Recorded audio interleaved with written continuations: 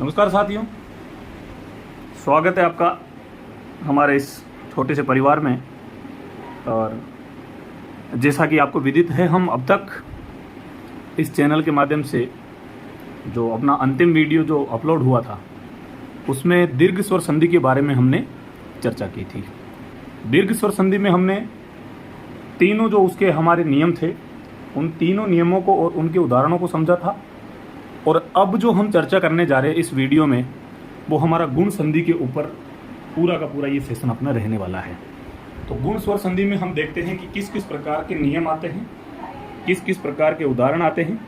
ये सारे के सारे हमारे गुण स्वर संधि में हम समझेंगे। देखें जरा, संधि का नाम क्या है हमारा? गुण स्वर संधि। गुण स्वर संधि, गुण स्वर संधि हम पढ़ेंगे। गुण स्वर संधि के भी हमारे तीन नियम होते हैं। तीन नियम कौन कौन से? तीनों नियमों को बहुत तसल्ली से समझें। आ के बाद यदि ई आए तो ए बन जाता है। आ के बाद छोटी ई या बड़ी ई आ जाए तो परिणाम तक ए बन जाता है। अगला नियम इसका होता है कि यदि आ के बाद ओ या ओ आ जाए तो वो ओ बन जाता है, ओ बन जाता है। तीसरा नियम इसका होता है अ या आ के बाद ऋषि वाला आ जाए, री आ जाए तो इसके परिणाम पर हमारा अ और आधा र बन जाता है। सबसे पहले तो आपको ये नियम है जो अपना गुण संधि का ध्यान रखना है। और इसके बाद फिर सबसे महत्वपूर्ण चीज जो होगी वो होगी अपने उदाहरण, गुण संधि के उदाहरण। तो शुरुआत इसी नियम के उदाहरणों के साथ करते हैं कि ये जो तीन नियम हमने लिखे, इन तीन नियमों से संबंधित उदाहरणों को कैसे हम हल करेंगे। पहला नियम हमारा है आ के बाद ई आई तो ए बन जाता है। कैसे बन जाता है जरा देखें। सबसे पहले मैं शब्द लिख रहा हूं यहाँ, गण धन ईस। जहां तक मेरा मानना है आप लोगों को इतना तो पता ही होता है कि कोई भी व्यंजन जो पूरा होता है उसमें अ होता है। और जो हमारे इस गण का अण है इसमें अ स्वर है। शब्द क्या है हमारा? गण धन ईश। अब गण धन ईश में जो गण का अण है इसमें अ है और पीछे ई है। चलो इस शब्द को मैं दोबारा लिख के ऐसे समझाता हूं, तसल्ली से समझना।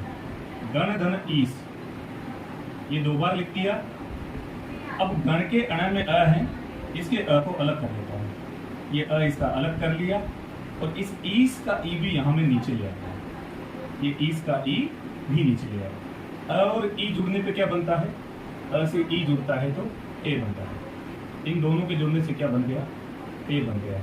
हम अब तक जो अध्ययन कर रहे थे उसमें भी यही बात कर रहे थे और अब भी यही बात करेंगे कि संधि के दौरान जो नया वर्ण बनता है वह अधूरे वर्ण को पूरा करता है। हमारा अधूरा वर्ण कौन है? अण। तो अब जो हमारा ये ए है ये अण को पूरा करेगा तो शब्द हमारा जो बनेगा वो अण पे एक ही मात्रा लगेगी और पीछे से हम ऐसे कैसे स को लिख देंगे। यही वाली बात है। ये केवल आपके समझने के लिए, नीचे का पूरा फॉर्मूला मैंने समझने के लिए लिखा है। बाकी अपना शब्द तो यही बन गया, गण धन ईश से गणेश। ये इसके पहले रूल का शब्द बना है, गणेश। अब गणेश के बाद हम अगला शब्द देखते हैं कि और दूसरे नियम से संबंधित शब्द किस प्रकार हमारा बनता है। जरा देखिए, इस गणेश को आप लिखना चाहें लिख लीजिए। बाकी के उदाहरण भी मैं आपके सामने यहाँ लिखूंगा। कुछ जो जहाँ तक आपको समझ पड़ेगा इस प्रकार के उदाहरण में लिखता हूँ।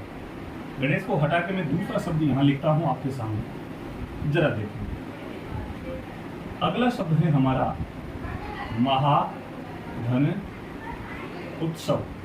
कौन सा शब्द होगा?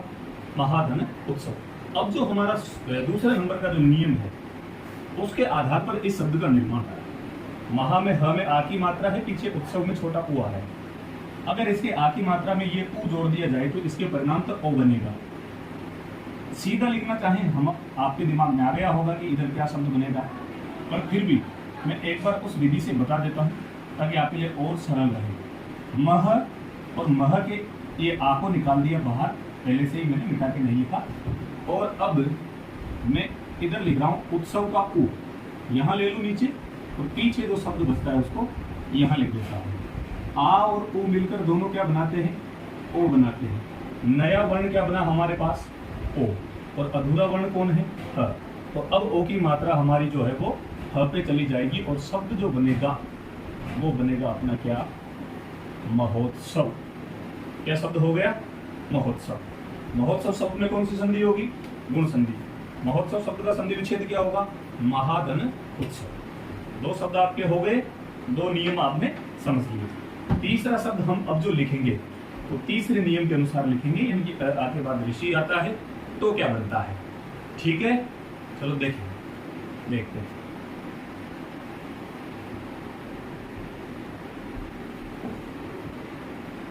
चलिए, अगला शब्द है हमारा महाधन ऋषि। महाधन ऋषि के बराबर क्या बनेगा, महर्षि बनेगा। महर्षि में कौन सी संधि है, गुण स्वर संधि है। देखिए जरा कैसे बनेगा महर्षि। सबसे पहले तो वही काम करते हैं, हम इस शब्द को दोबारा लिखेंगे तो इसमें आ की मात्रा को हटा दो और ये आ को मैं नीचे लिख दूं। यहाँ पीछे जो शब्द आ रहा है ऋषि, उसमें से केवल सी को लिख दूं और ये री को नीचे ले आऊं। आ और री जब मिलता है तो क्या बनाते हैं, आ।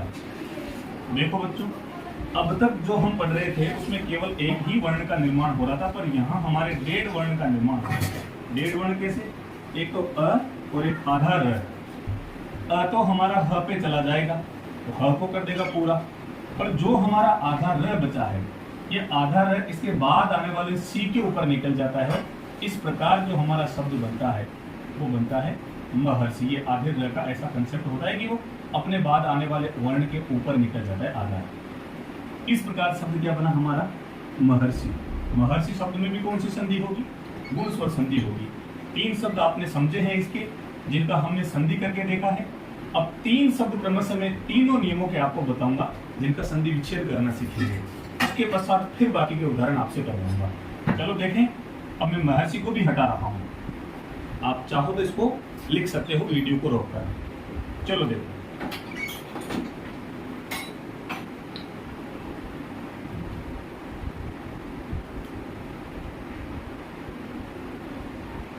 अब हमें इस शब्द का संधि विच्छेद करना है। कौन सा शब्द है हमारा, कमलेश। क्या शब्द है, कमलेश। कमलेश शब्द का संधि विच्छेद क्या होगा, 2 संभावनाएं नजर आ सकती है। एक तो बच्चे कहेंगे कि कमल धन ईश हो सकता है, दूसरा कहेंगे कि कमला धन ईश हो सकता है।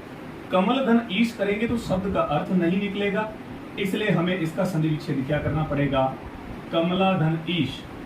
कमला माता लक्ष्मी को कहते हैं, ईश स्वामी को कहते हैं, यानी कि माँ लक्ष्मी के जो स्वामी हैं वही कमलेश हैं। और कमलेश शब्द अपना भगवान विष्णु का पर्यायवाची है। तो कमलेश शब्द में भी गुण संधि है और कमलेश शब्द का जो संधि विच्छेद होगा वो क्या होगा, कमला धन ईश होगा। क्या नहीं होगा, कमल धन ईश नहीं होगा। और देखें हम, अगला शब्द हमारा है महोदय। कौन सा शब्द है, महोदय।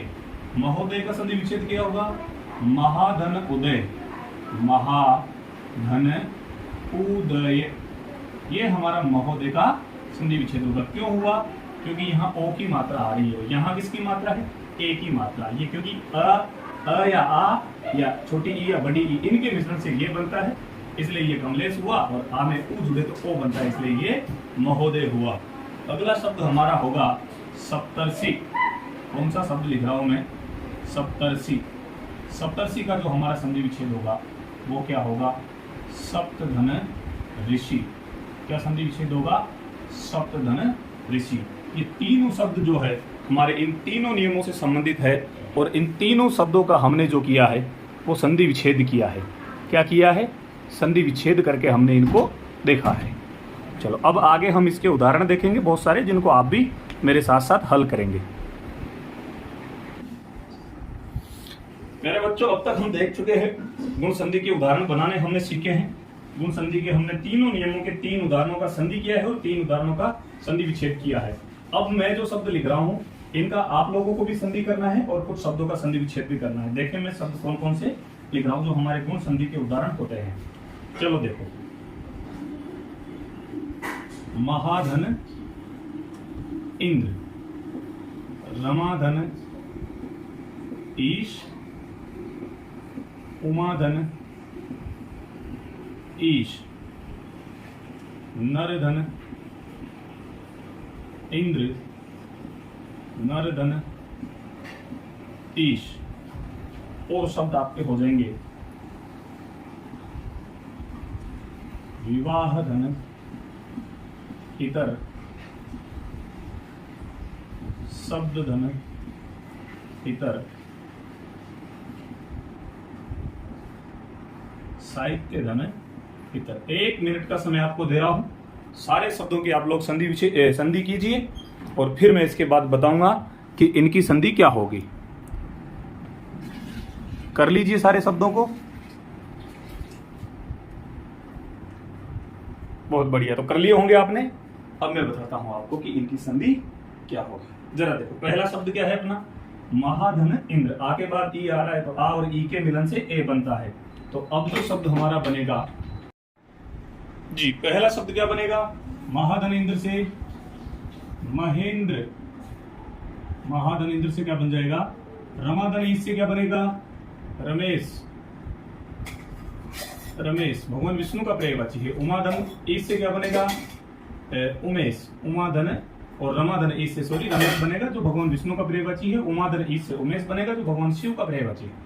नरेंद्र नरधन इंद्र से बनेगा और यह राजा का पर्यायवाची होता है। नरेश भी राजा का पर्यायवाची है। नरधन ईश से शब्द बनता है। विवाहेतर, विवाहेतर।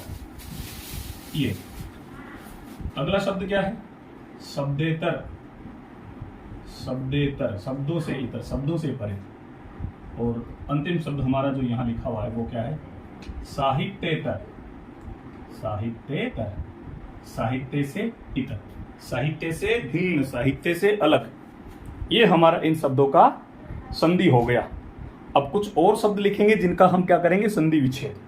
तो ये सारे शब्दों को आप लोग देख लें, समझ लें, लिख लें, और फिर अब मैं शब्द लिखने जा रहा हूं जिनका हमें संधि विच्छेद करना है। इनकी तो हमने संधि की है।